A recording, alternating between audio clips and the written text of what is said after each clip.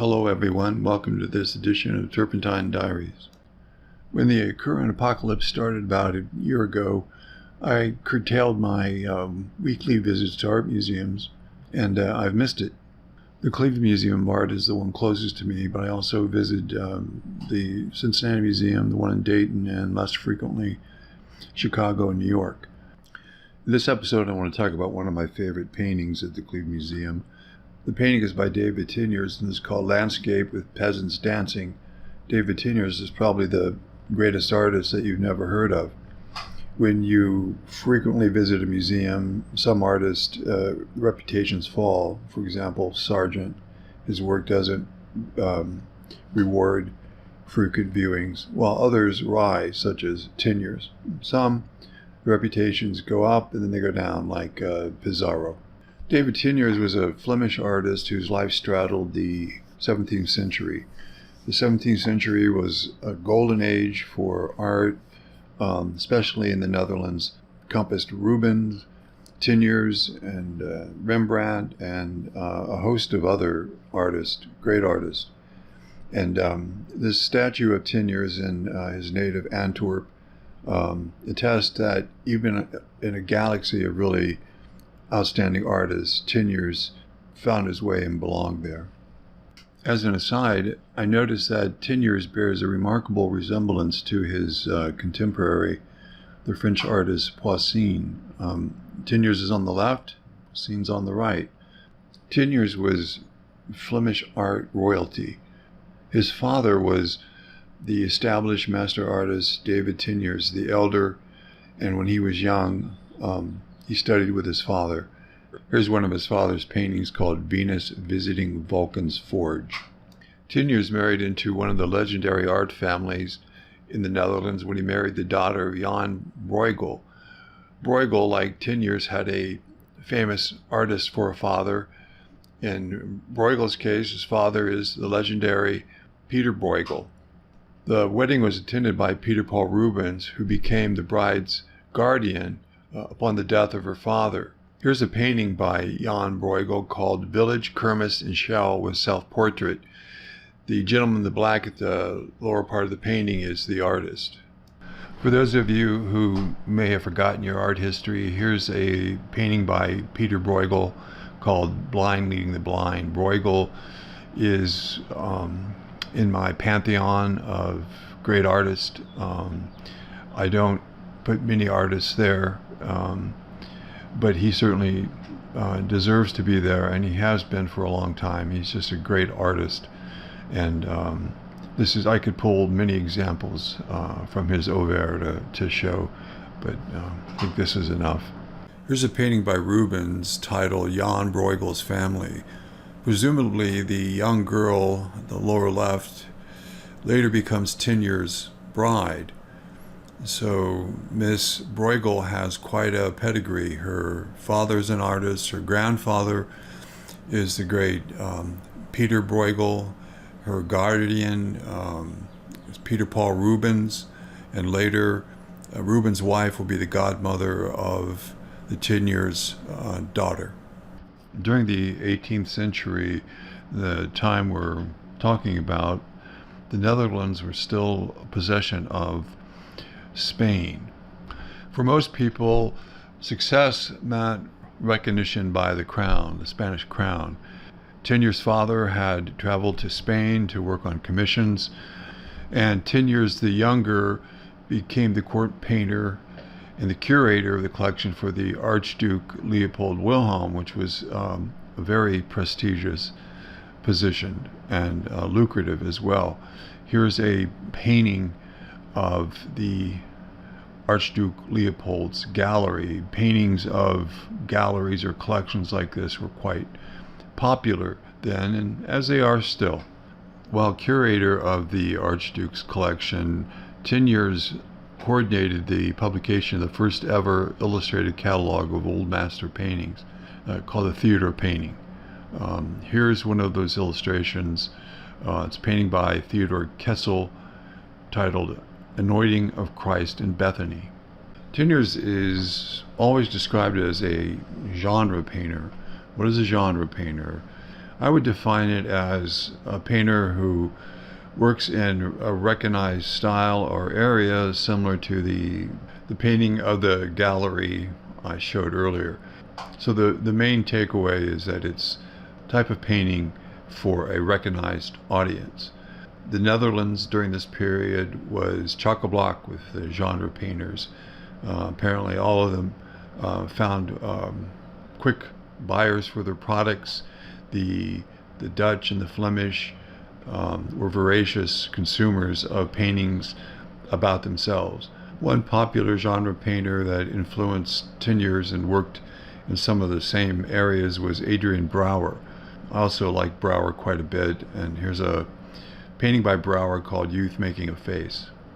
The 17th century was a golden age, as I mentioned, and one of the world historical events that occurred then was that normal people, working class people, middle class people, had an interest in painting and bought paintings and supported artist studios in great numbers. This is the first time since probably antiquity. Teniers' paintings can be broadly characterized as paintings about average people. Here are two examples of one of the themes he revisited frequently, about people enjoying the benefits of modern medicine. Focused as he was on scenes of everyday life, many of Teniers' paintings are situated in taverns or other indoor gathering places. Here we see one theme he revisited, which is courting or seduction, or less charitably, lechery. Personally, I enjoy the kind of earthiness of Teniers' paintings and the humor as well. These two qualities are shared by most Flemish and Dutch artists, including Rembrandt, not Rubens, however. Many of Teniers' paintings could be characterized as scenes of pub life or club life. Here we see a couple typical pub scenes, people enjoying tobacco. Tobacco is a wonderful pastime if it wasn't for that one little detail, namely that it'll kill you. And here we see a scene of card players. There's many paintings in Teniers' work about these kinds of scenes, variations on these kinds of scenes. Of course, an important subgenre of pub life would be best characterized as the drinking life. Perhaps it's a genre all its own. And Teniers has many paintings of people enjoying their cups, enjoying alcohol. Here we see an interior of a gentleman drinking, and here we see a handsome devil outside, also proudly displaying his drinking prowess. So now we've done a quick hop through Teniers' genre paintings, his reach. It's important when we look at an older artist and we see see these different genres, that we try to have a fresh palette, so to say, or fresh eyes, where we're not, our view of the artist isn't clouded by developments afterwards. It happens all the time with popular artists. Think of Manet and the army of Sunday impressionists that followed him, where you pretty much, it's a cliche to see impressionist-like paintings. Raphael is another example. After his death, there's legions of artists that produced saccharine Madonnas and other paintings of that ilk. And then David, the great David, the drama of his paintings was reduced to bombast in his army of imitators. So when we look at the genre paintings here of Teniers, the paintings of common people doing everyday things was fresh. And now I'm not saying that Teniers invented these genres, but obviously he was a prolific artist, and he defined and imprinted his personality on them to a great degree. Now, with this painting, which is called Painting of a Man or a Painting of a Peasant, I think this is the first representative I've shown that demonstrates why I love Teniers. This is a painter's painting. The subject is common.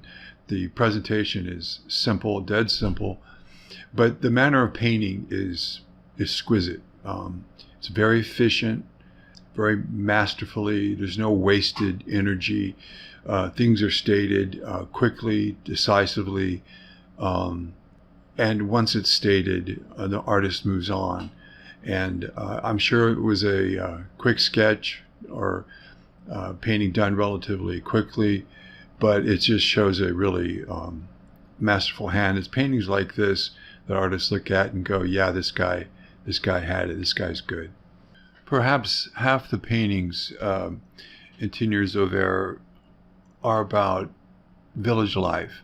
Villagers, working class, middle class, peasants, enjoying life together in their community, cavorting, celebrating, playing, dancing, eating. I want to examine several of these village life themed paintings. Here's a typical example. We have a landscape with architectural elements that set the stage. Many of these paintings, the larger architectural parts are to the left. This one is somewhat unusual. It's to the right. The actors on the stage are dancing, eating, cavorting, playing. Even the group in the foreground that has fallen, at first glance, you might think they're fighting, but most likely they're stumbling in their drunkenness. In the distance, we see parts of the village. This is also typical. In some of these paintings, the village becomes more important, landscape becomes more important, or as least as important as the actors on the stage. The Cleveland painting is of this latter type. And a lot of them have utensils or pottery, so there's a certain element of still life as well. So if you were looking for paintings to buy, a painting like this would have people enjoying themselves, a nice landscape, a blue sky, some pottery, and then of course maybe that's your dog down there in the foreground. In this example, the architectural elements are to the left, as we'll see the other paintings in today's video all have that same composition. It serves as a sturdy stage for the people dancing and card playing and drinking. There's not much of a landscape here, but it's made up for by another group of people in the right distance who are also cavorting and dancing. It's probably a band playing up there. Somebody's on a stage. In the foreground, we see the still life elements once again, and a mother with her children, and of course, there's your dog. In this next example of village life, the landscape has become more important, dramatically so, and the tavern or the pub, a narrow stage for the few actors we see here. Of course, our dog is here, of course, as always. The drinkers are here, looks like some card players, but the viewer's attention is drawn to the landscape. We see somebody, looks like he's struggling up the village street. There's somebody in the doorway on the right side of the painting, and then the church in the background. The reproduction here is not very good, or the painting has, which would be unusual for Teniers, has had, maybe has faded a little bit. I'm guessing it's the reproduction, because Teniers paintings, like all of the Netherlandish painters, were expert craftsmen. The paintings are just fresh, as if they were painted yesterday. Amazing craftsmen. This painting, or paintings similar to this, are very instructive for young artists, because you can see with simple seeming means the artist has created a world that has come alive. The The tones are muted. The colors are certainly constrained. The underpainting, which is the color of the canvas when the artist starts to work, is probably very close to the color of the tavern. On the left, kind of a warm raw sienna or burnt sienna type tone. The dark colors would be painted first, and so you can see under the trees, you can actually see looks like very dark colors. And then the lights would be added. So you start with the middle tone. Think of charcoal or pastel drawing on toned paper. It's the same concept. You start with a nice, rich, warm tone, and you add the highlights and the darks, and it's a very efficient way to paint. The Skittles game is the last painting we'll examine before looping back to the painting in Cleveland. Here it's the same theme, of course, as the last several paintings. The architecture, the tavern or the pub is to the left. That provides the stage for our actors. Again, we see the landscape in the background this time. It's a little brighter. There's a young person, looks like struggling up the street towards us this time. The Skittle players and the drinkers fill the same area of the painting where the actors did in the last several paintings. You can see now that there's been a progression here of the actors and the landscape, the village is pretty much in balance. Finally, looping back to the painting in Cleveland, we can appreciate what a fine example of Teniers' work this is. The landscape here not necessarily dominates the painting, but it takes up fully 2/3 of the canvas. The tavern with its cavorting actors is a third of the painting. Here we have the dancers, the courting, the drinking, our dogs keeping everybody in line, of course, and we have the still life elements. But as our gaze lingers over the landscape, it's a beautiful painting in its own right. It compared to the paintings we've seen today, this landscape could easily stand on its own as a painting. It's beautiful, and one of the reasons I go to museums as frequently as I do until the apocalypse started, was going to the Cleveland Museum or others at least once a week, is because standing in front of this painting, it never exhausts the things you can see. First of all, this painting is just in perfect condition, like almost all the Flemish paintings or the Dutch paintings that you come across. There's no cracks.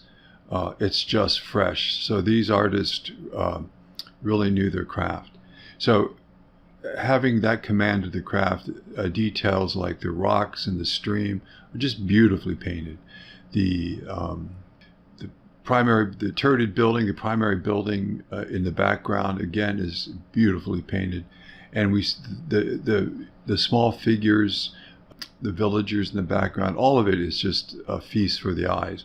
And then coming back to our dancers, it's just a really great painting. And given its size, it's an astonishingly powerful one as well. Thanks everyone for watching this episode of Turpentine Diaries. I'm Tom Hudson. I hope you enjoyed learning a little bit about the great painter, David Teniers.